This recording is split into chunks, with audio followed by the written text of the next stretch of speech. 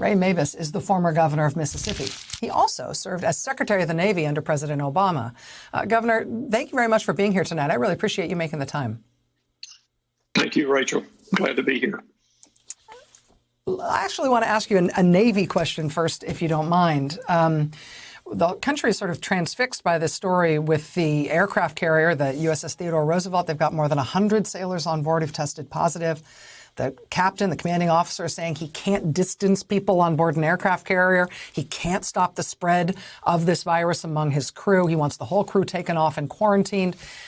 As a former Navy secretary, I just have to ask how you read this situation. Well, number one, it's really extraordinary that a captain reaches out like this and just pleads to get his sailors off and says, we're not in a war, people don't have to die. That's astounding. But you're going to have to do something like this. You can't socially distance on a ship, on any Navy ship, on particularly something this big with this many people on it. And the Navy is going to, they're stuck in a tough place. You're right about Guam. They don't have many facilities. But if you don't slow the spread, if you don't get people off, if you don't thoroughly clean the ship, and if the Navy doesn't start proactively doing this, not just on the TR, but on ships all over the world, and on ships that you're going to have to surge if other ships go down. If you don't start doing some of these basic things, the readiness of the Navy is just going to go away, because if you don't have the sailors and if you don't have the protocols in place to make sure that people are not spreading this illness in such close quarters, then I believe that this ship was called a petri dish for the spread of this virus. And so the Navy has got to become more proactive here.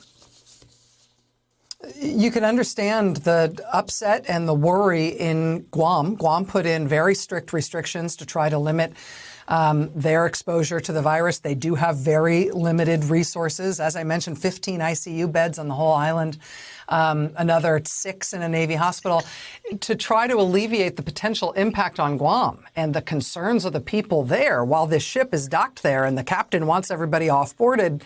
Is there anything else in terms of what the military can do that they could kind of surge into place to try to alleviate the concerns of the local people there? I can't, it feels just like an irretrievable breach. Well, you can surge things like mobile field hospitals that the Marines have.